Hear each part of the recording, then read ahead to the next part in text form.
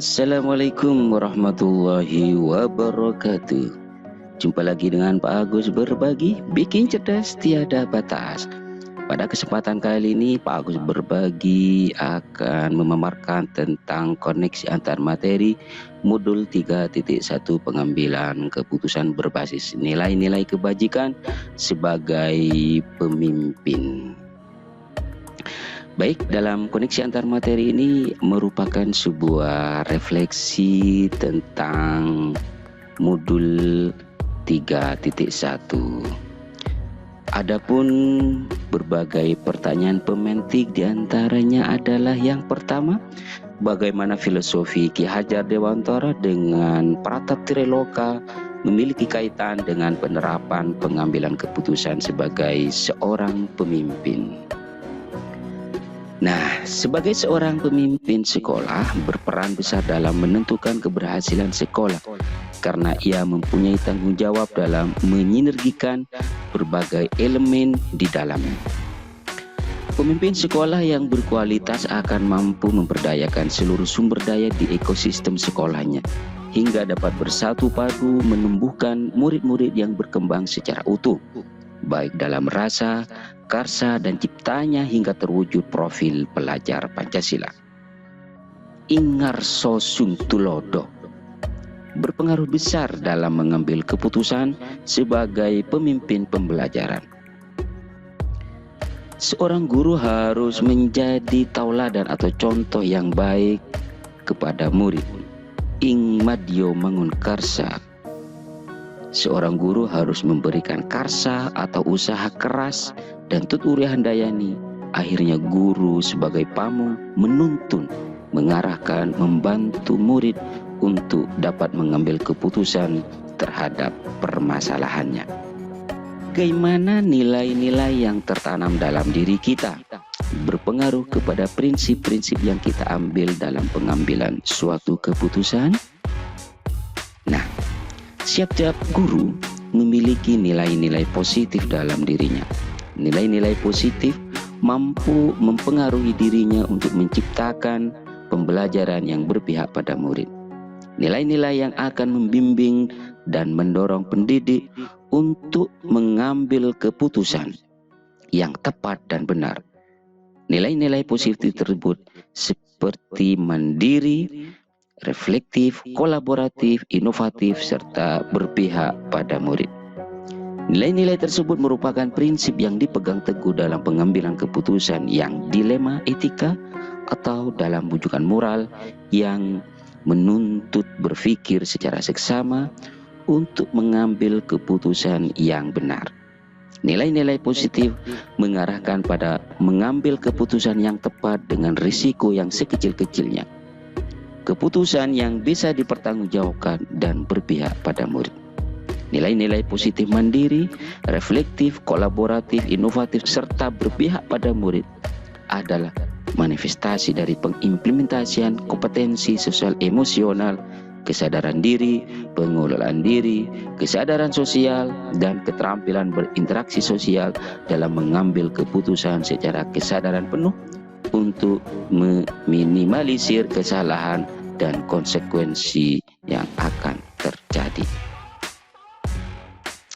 Selanjutnya, bagaimana materi pengambilan keputusan berkaitan dengan kegiatan coaching yang diberikan pendamping atau fasilitator dalam perjalanan proses pembelajaran, terutama dalam pengujian pengambilan keputusan yang telah diambil.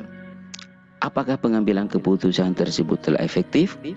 Masihkah ada pertanyaan-pertanyaan dalam diri kita atas pengambilan keputusan tersebut? Hal-hal ini tentunya bisa dibantu oleh sesi coaching yang telah dibahas pada sebelumnya. Baik, coaching merupakan keterampilan penting dalam menggali suatu masalah yang sebenarnya terjadi, baik masalah dalam diri maupun masalah yang dimiliki orang lain. Dengan alur cerita, dapat mengidentifikasi masalah apa yang sebenarnya terjadi dan membuat pemecahan masalah secara mandiri dari potensi diri yang dimiliki. Konsep coaching alur tirta bagus jika dikombinasikan dengan 9 langkah konsep pengambilan dan pengujian keputusan sebagai evaluasi terhadap hasil keputusan. Pemantik selanjutnya, bagaimana kemampuan guru dalam mengelola dan menyadari aspek sosial emosionalnya akan berpengaruh terhadap pengambilan suatu keputusan, khususnya masalah dilema etika. Dalam proses pengambilan keputusan yang bertanggung jawab, diperlukan kompetensi sosial emosional seperti kesadaran diri, pengelolaan diri, kesadaran sosial, dan keterampilan berhubungan sosial, sehingga diharapkan proses pengambilan keputusan dapat dilakukan secara sadar atau mindfulness, terutama sadar dengan berbagai pilihan, konsekuensi yang akan terjadi dalam pengambilan keputusan. Pemantik selanjutnya, bagaimana pembahasan studi kasus yang fokus pada masalah moral atau etika kembali kepada nilai-nilai yang dianut seorang pendidik? Pada pembahasan studi kasus yang berfokus pada masalah moral atau etika, diperlukan kesadaran diri atau self-awareness dan keterampilan berhubungan sosial untuk mengambil keputusan. Kita dapat menggunakan 9 langkah konsep pengambilan dan pengujian keputusan, terutama pada uji legalitas, untuk menentukan apakah masalah tersebut termasuk bujukan moral yang berarti benar melawan salah, atau dilema etika yang merupakan permasalahan benar lawan benar. Guru yang menjunjung tinggi nilai-nilai moral akan mengambil keputusan yang tidak bertentangan dengan moral dan hukum. Nilai-nilai kebajikan yang diyakini oleh guru juga mempengaruhi keputusan yang diambil dalam situasi dilema etika. Pengambilan keputusan yang dilakukan akan mempertimbangkan etika profesi, nilai-nilai yang diyakini, dampak dan perasaan yang terjadi jika keputusan yang diambil diketahui oleh masyarakat luas, dan pertimbangan dari idola atau panutan. Pemantik selanjutnya, bagaimana pengambilan keputusan yang tepat tentunya berdampak pada terciptanya lingkungan yang positif, kondusif, aman, dan nyaman. Pengambilan keputusan yang tepat terkait kasus-kasus pada masalah moral atau etika hanya dapat dicapai jika dilakukan melalui 9 langkah pengambilan dan pengujian keputusan. Dapat dipastikan bahwa jika pengambilan keputusan dilakukan secara akurat melalui proses analisis kasus yang cermat dan sesuai dengan 9 langkah tersebut, maka keputusan tersebut diyakini akan mampu mengakomodasi semua kepentingan dari pihak-pihak yang terlibat. Maka hal tersebut akan berdampak pada terciptanya lingkungan yang positif, kondusif, aman, dan nyaman. Apakah tantangan-tantangan di lingkungan Anda untuk dapat menjalankan pengambilan keputusan terdapat kasus-kasus dilema etika? Adakah kaitannya dengan perubahan paradigma di lingkungan Anda? Ya, kesulitan muncul karena masalah perubahan paradigma dan budaya sekolah yang sudah dilakukan selama bertahun-tahun. Di antaranya adalah sistem yang kadang-kadang jika memaksa guru untuk memilih pilihan yang salah atau kurang tepat dan tidak berpihak kepada murid.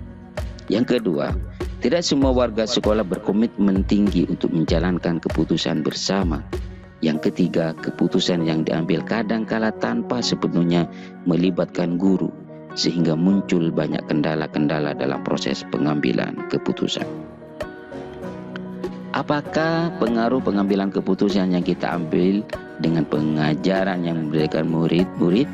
Bagaimana kita memutuskan pembelajaran yang tepat untuk potensi murid kita yang berbeda-beda? Dengan memerdekakan murid belajar, murid akan mengekspresikan diri dengan bebas dan mengoptimalkan pengembangan potensinya. Murid juga akan belajar melakukan pengambilan keputusan. Keputusan-keputusan yang diambil oleh murid akan bersumber pada minat, pemahaman, dan pengalaman belajarnya tanpa paksaan dari pihak luar. Hal itu memiliki pengaruh karena kita sebagai pemimpin pembelajaran tentunya sudah memahami pokok-pokok atas perubahan yang salah satunya pembelajaran yang berpihak pada murid. Sehingga seorang pemimpin pelajaran dalam melakukan pengambilan keputusan mampu memfasilitasi dan memerdekakan murid dalam proses pembelajaran di sekolah. Bagaimana seorang pemimpin pembelajaran dalam mengambil keputusan dapat mempengaruhi kehidupan atau masa depan murid-muridnya? Pendapat saya, semua tergantung kepada keputusan seperti apa yang diambil.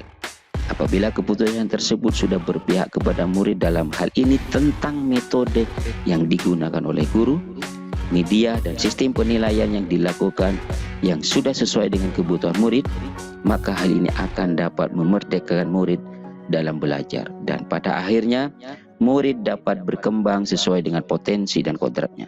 Namun sebaliknya, apabila keputusan tersebut tidak berpihak kepada murid dalam hal metode, media, penilaian dan lain sebagainya, maka kemerdekaan belajar murid hanya sebuah omong kosong belaka dan tentunya murid tidak akan dapat berkembang sesuai potensi dan kodratnya.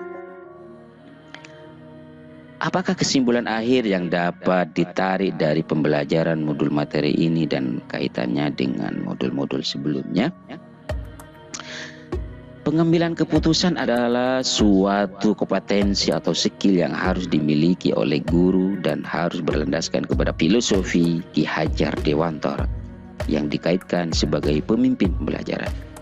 Pengambilan keputusan harus berdasarkan pada budaya positif dan menggunakan alur bagja yang akan mengantarkan pada lingkungan yang positif, kondusif, aman, dan nyaman, atau istilah lainnya adalah well-being. Dalam pengambilan keputusan, seorang guru harus memiliki kesadaran penuh atau mindfulness untuk mengantarkan muridnya menuju profil pelajar Pancasila. Dalam perjalanannya menuju profil pelajar Pancasila, ada banyak dilema etika dan bujukan moral, sehingga diperlukan panduan 9 langkah pengambilan dan pengujian keputusan untuk memutuskan dan memecahkan suatu masalah agar keputusan tersebut berpihak kepada murid demi terwujudnya merdeka belajar. Baik, demikianlah koneksi antar materi. Semoga bermanfaat. Terima kasih bersama Pak Agus Berbagi, bikin cerdas tiada batas. Wassalamualaikum warahmatullahi wabarakatuh.